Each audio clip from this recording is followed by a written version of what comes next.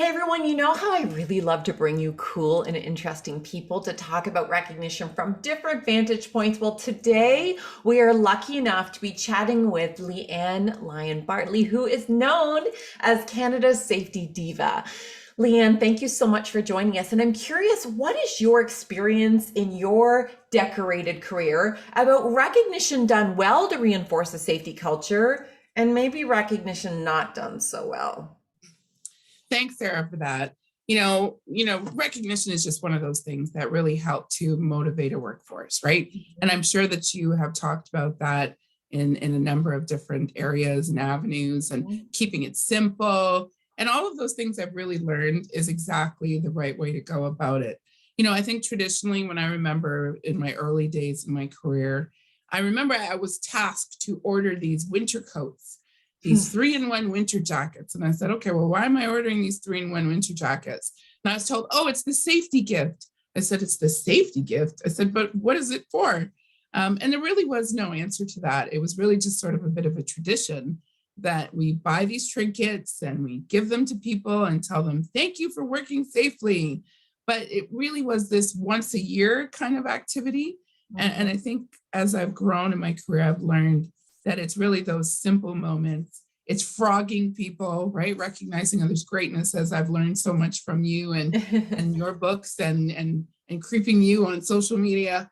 That it's just that it really is the simple and more frequent recognition moments that really do make a difference.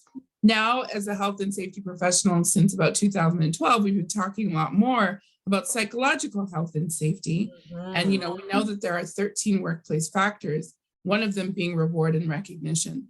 And so it really helps to build this overall culture where people feel safe to be able to speak up about health and safety. They feel safe because they know that if they do things right, they'll be recognized in some way, shape, or fashion. People feel safe that they know if something goes wrong, that's okay too, because we can learn from our mistakes, which is yet another thing that I remembered that I've learned from you a little bit more. And, it really does help to create that neighborhood. I recently wrote an article for Canadian Occupational Safety Magazine that our workplaces should feel more like the great neighborhood that we want to live in. Because when we feel like we're part of a neighborhood, we look out for one another more, we take care of each other more, and there's just a better overall atmosphere if our workplaces felt more like neighborhoods. Great neighborhood. I love it. I love it. When I was working on the finding quotes for my new website that's coming out soon, so many of them were coming up against Mr. Rogers, which of course we all want to be Mr. Rogers' neighborhood. So it's interesting that that just clicked for me. And I love the concept of maybe anchoring that intention. Am I building a sense of community through this gesture? Is a jacket going to build community? Is a swag water bottle? Is a verbal acknowledgement? Is the way in which we start our safety huddle in the morning? Like, it's actually kind of a nice filter to gauge if something is a worthy financial or even monetary investment.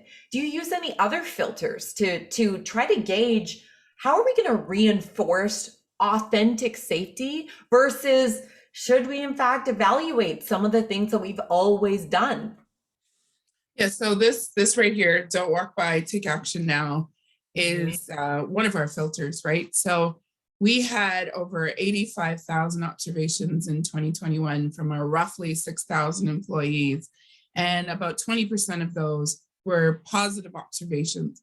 And when you look at those positive observations, it's really just people saying, I'm recognizing Johnny because Johnny helped me to do something safer. I'm recognizing my team because it was really busy. And, we all worked together to just get through the busy period and we got through it safely. So, seeing those authentic reports and how people are engaging in our Don't Walk By process and approach is really, really where that filter is. And we came from a point, we came from a point where there were no positive observations to now roughly 20%. So it just really goes to show you that when you probably focus a little bit more on the yin and the yang. So for safety, we have to focus on the things that are wrong, but we also should be focusing on the things that are right and use those opportunities to recognize. Well, and I can imagine, and this is sort of my background in healthcare, that if you do the recognition done well, then it naturally brings up that sense of confidence that, this is part of my job, in a part of my job that I believe that quality and early identification of issues, and certainly the going out on a limb and the risk of saying the unpopular things that perhaps have been going on for a while, you can't have the risk without also the sense of emotional reward that I feel good about making my organization safer. I feel good that I'm making my colleagues safer. As soon as, to your point around psychological safety, as soon as we worry about the repercussions, then all of a sudden the act of acknowledging an opportunity for improvement becomes a sense of danger or discomfort or even just plain uncertainty. So it's so exciting that you have seen and you're very specifically measuring that increase in positive safety acknowledgements. What do you do with those when you find them? I can't imagine they sit in a computer program and nothing happens to them. Yeah, no, absolutely. We do use we do use those opportunities to then just turn around and recognize people, right? So, I recently wrote a write-up for our newsletter, and I called out some of our frequent flyers that are reporting our don't walk bys.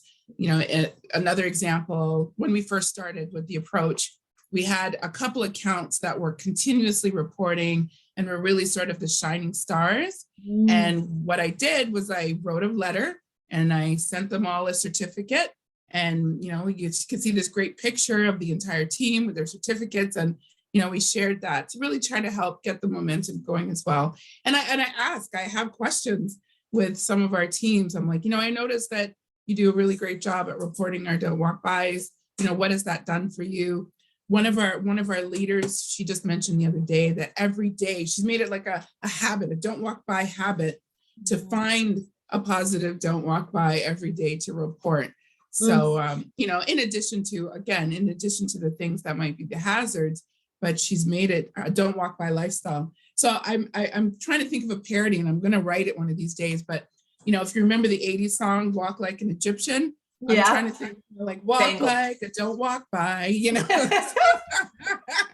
So I haven't figured it out yet, but I will. So, and I think are you a gospel singer? Do I remember that? Oh no! Shh, let's not tell anybody. Oh, well, we're not going to talk about it. However, I think somebody's going to be up for the challenge to sing that song. So that'll be awesome. I can see a safety, Spotify playlist coming up, soon. Yeah.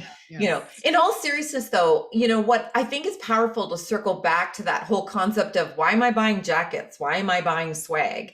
You've just given a few beautiful examples of how you've paired the behavior you want to see more of with the acknowledgement and the recognition. And if it's, let's say, certificates get just pumped out by a computer. Okay, we've reached 5 don't walk by, send out the, this is my robot voice, by the way. I can't do dot matrix voices anymore because nobody does a dot matrix anymore. Although doctors have fax machines, so maybe somebody's a dot matrix. Yeah. The point is, you've directly tied that those the things that you want to see more of to what you recognize. And what's also so great, and I really hope people hear this, is that you have a number of ways that you do that. A, so it stays fresh, and B, so that we follow the platinum rule. Maybe somebody's not comfortable being publicly acknowledged. However, when you have frequent don't walk by positive acknowledgers in there, you probably develop a relationship with them, and you find out through those juicy little conversations a little bit about them. Maybe they don't mind being, having their story highlighted and why they got to that point of being, creating that intention and giving some advice to others. Whereas somebody else, as much as they're incredibly talented and really dedicated to that, would never want that shared publicly. They just want to do their own awesome on their own sort of beat. Do you have any recommendations for people who are hesitant to lean into recognition?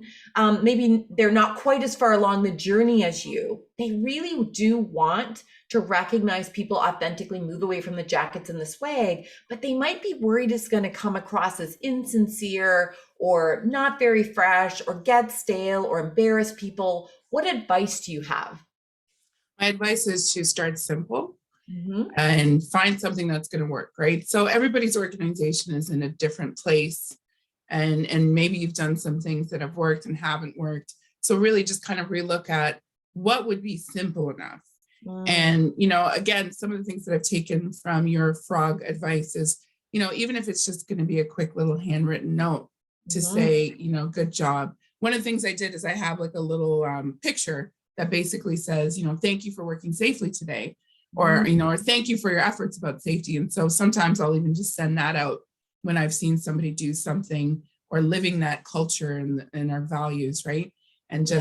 just thank them. So it could be that simple to just start and be authentic. Like if it doesn't feel authentic for you and you feel like that you're uncomfortable, well, other people are going to feel that uncomfortable feeling as well, right? Yeah, it has And to one come thing from I've within. yeah, Hmm. for sure. And one thing I've learned too is, those behavioral management theories that you may have learned about in your education life, they really do have some good nuggets there. And some of the things that I've done have actually come from learning about some of these behavioral management theories.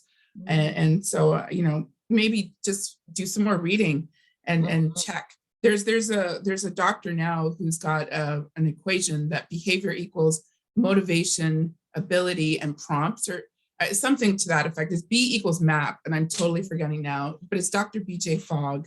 Mm, And yeah. that simplicity around things, right? And then the frequency, and also just push the easy button, because so many people are so busy. We're multitasking, we're doing so many things. So Mhm. whatever you do, it's just got to be really simple. And I think that's the best advice. Start simple. I love it. And 95% of people say that if they could only, pick one way that they want to be acknowledged, a verbal thank you.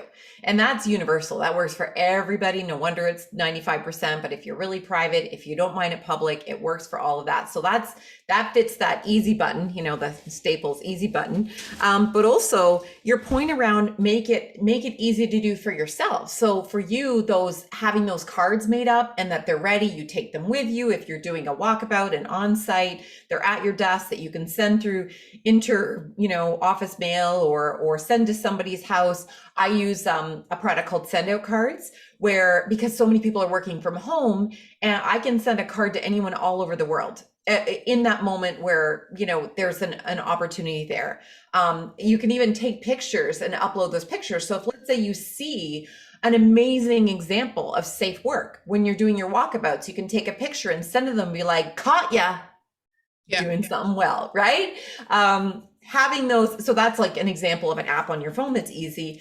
The whole idea of having kudos cards that we could fill in and having compliment cards came out of realizing that very same thing of, if it's easy, if I have those in my pocket, this was when I was working in corporate, if I have them with me, then I will Mhm. write it down and give it to them. If I have to go all the way back to my office, remember, wait a minute, what floor was that nurse on and what was that activity again? And then you're answering your phone and three people nabbed you on the way to your office, your moment's lost. I mean, not only does Absolutely. it not feel as authentic, it's just harder to do. Like, why make it harder? Life is big. To your point, so much is going on. Um, I love that. I love that research that you brought in. Anything else that you can recommend about how to make it not just easy, but also so personally rewarding for you? Whether you're a safety professional who's watching this because of that safety arm, or you're, a leader or business owner or colleague trying to reinforce the type of culture that you want to have and that you're proud of. Anything else that you would recommend about what feeds your professional soul when it comes to recognition? Take it into your personal life Mm. and yeah, replicate it, because I've that's yet another thing that I've really just been putting into my own recognition habit, is that it's not just about work, right? So if I see somebody doing something safely outside of work, or they're doing something to protect the environment, or they're doing Mm. something that's of high quality, take that moment to thank them, which I just did, like literally yesterday. Tell us, tell So us. so I called to book my service for my car to change out my winter tires. And the first call was like, oh, you just missed the service desk. They close at 4:30. And you're like, okay, I'll call back. And then my phone rang at 4:32, and it was the service manager who books the appointments.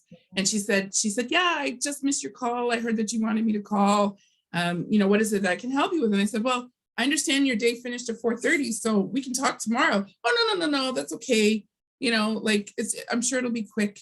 And she took my call. She had zero reason to do that. Her shift ended at 4:30, and so I just took a moment. I said, I'm going to live that don't walk by lifestyle.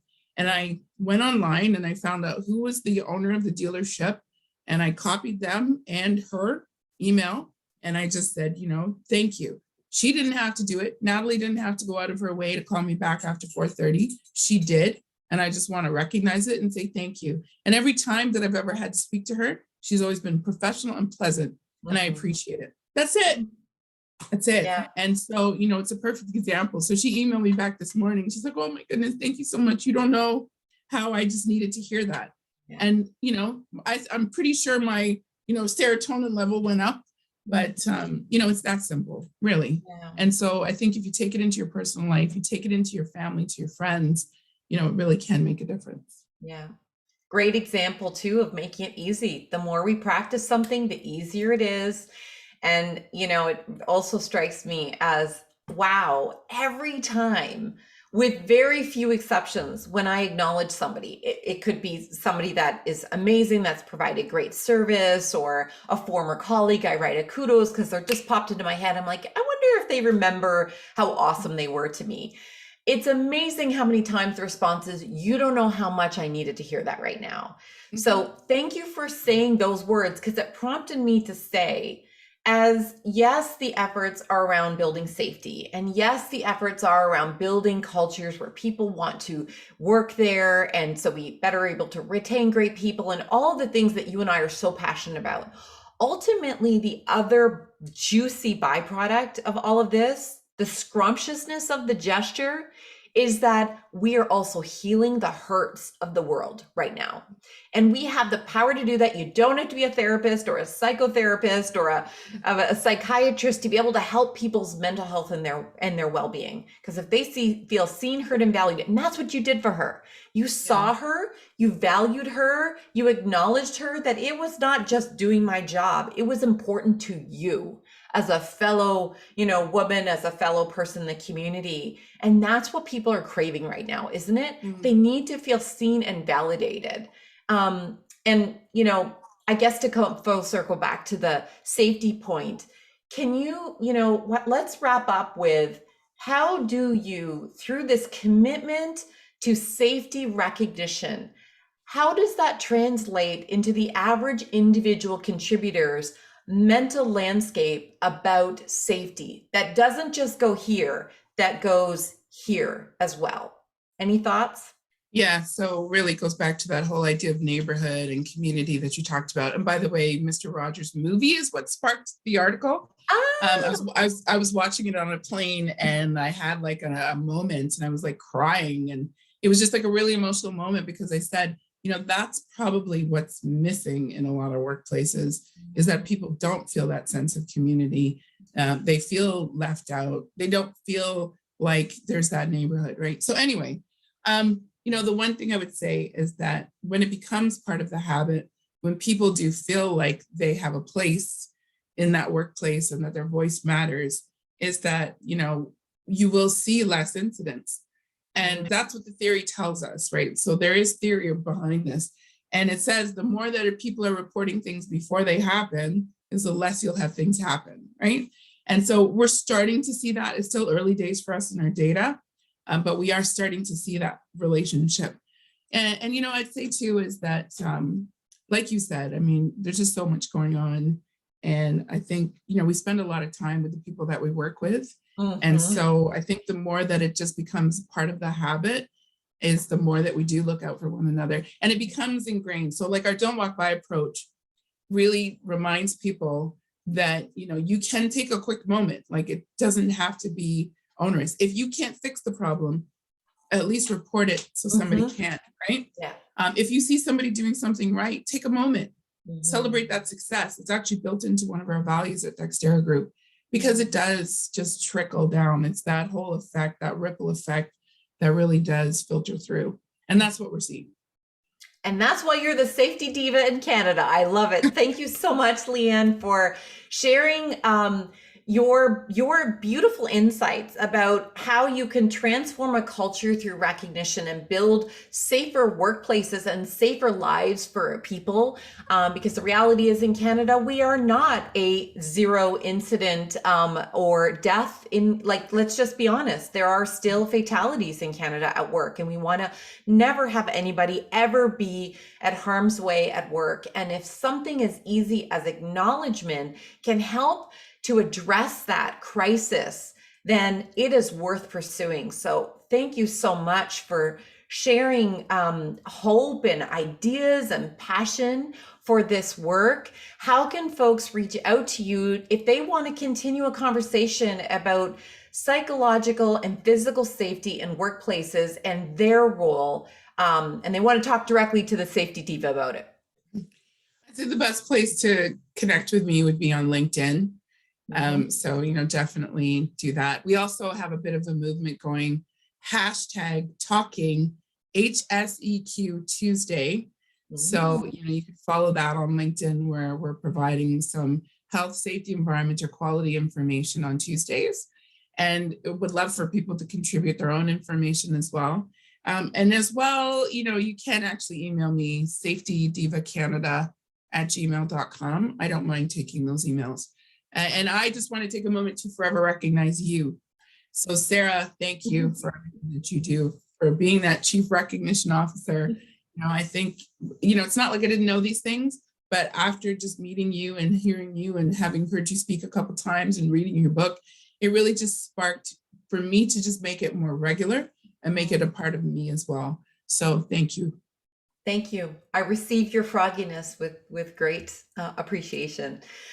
Keep doing the great work that you're doing, inspiring people to lead safer lives, and take good care of yourself and your family too. Bye, Leanne. Thank you.